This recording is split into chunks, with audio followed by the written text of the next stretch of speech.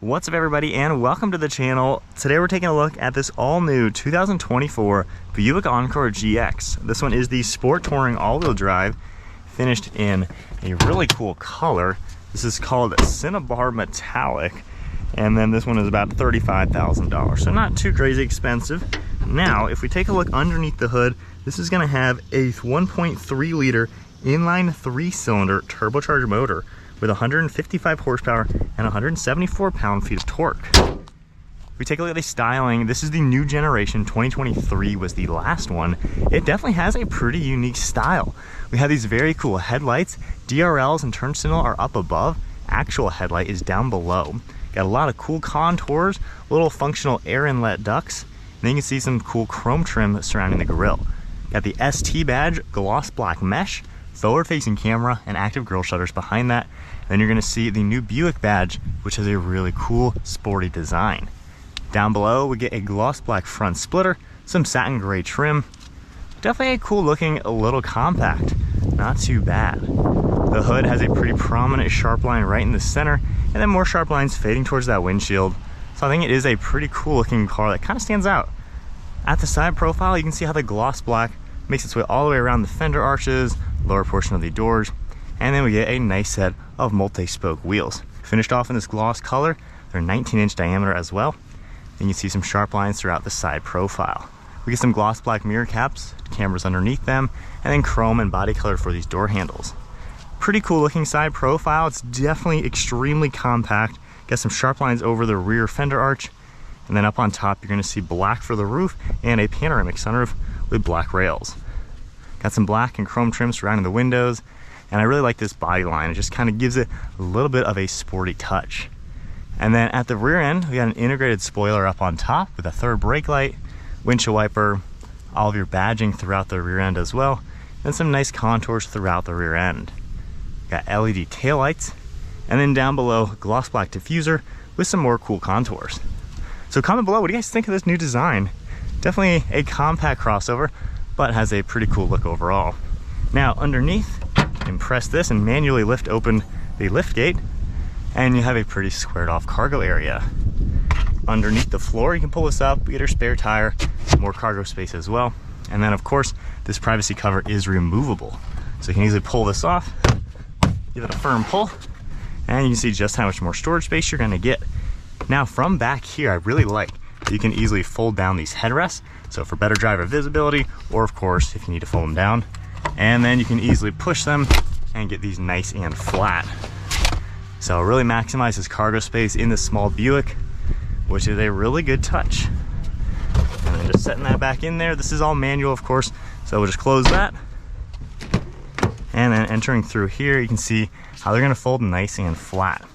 Now if we go ahead and lift these up, we can take a look at everything. As you can see, 3 people. We got your armrests and cup holders right in the center. And then sitting back here at 5'11", you can tell it's a compact car. However, my knees are just barely touching, so it's not the worst thing. It is definitely pretty small though for anyone nearly 6 feet tall. You do have some decent windows though. Seats are at a pretty good angle so it doesn't feel too cramped. So in a pinch, you can definitely fit 2 people back here, and they really won't be too bad. No real amenities aside from a little bit of storage, and then just 2 plugs down below. But not too bad for being a compact. Now, if we head around to the driver's seat, see what we got going on.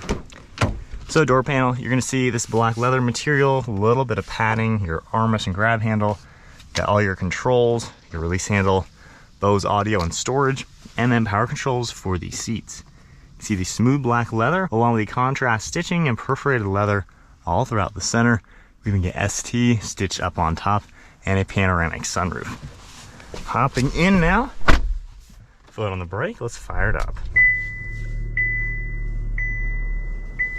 So we have this one huge curved LCD display, which definitely looks pretty nice and modern.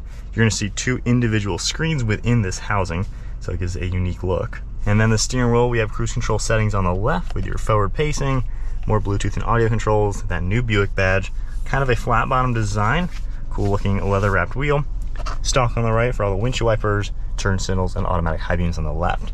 Now the gauge cluster, while it's in full LCD display, nothing configurable about it, Just got kind of all your basics on it. And then over here we have headlight controls, one of your air vents, and then just smooth black material with some faux stitching. Got a cool color material, more of this vinyl. And then for the center, of course, we have the Apple CarPlay.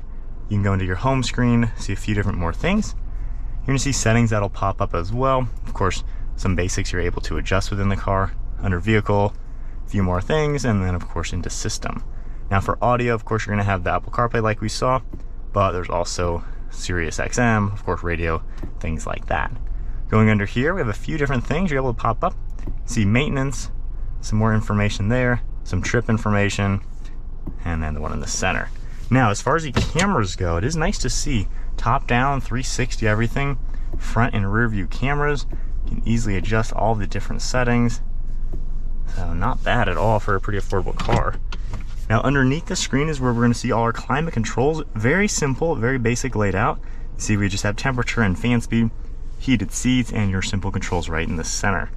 Got your 2 air vents, wireless phone charging, and a few plugs down below, and then 2 cup holders in your shifter. Now we do have, in front of the shifter, your 4-wheel drive. You can easily go into all-wheel drive and front-wheel drive, automatic start-stop, lane keeping, and then a few more buttons. We have an electronic parking brake and more storage, and vinyl material. And then opening this up, we have a pretty good amount of storage space in this center. And then moving to the glove box, pretty large bucket, as you would expect. So not a bad interior. Definitely a nice update from previous generations. See that sunroof, all the controls and dome lights, and then your nice small mirror. All right, so setting off now. Putting that 3-cylinder to the test. And that's up to speed.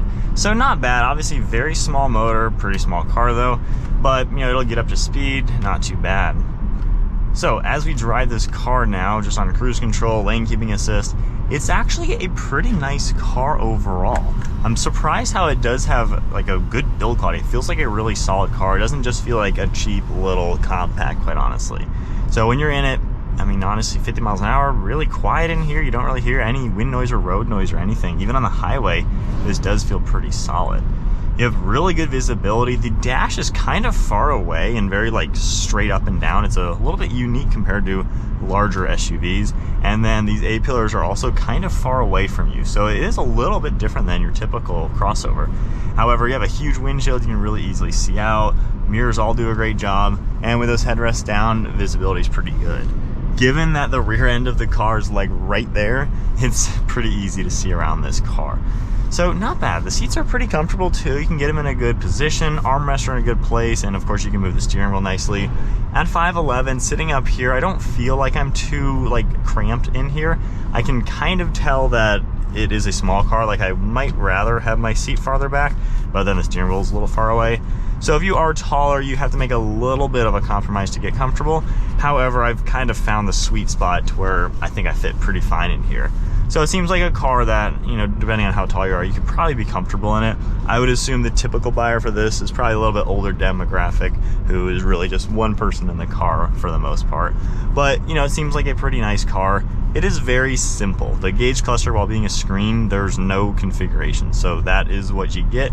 Of course, you're gonna get some cruise control things popping up, and that's about it on the screen.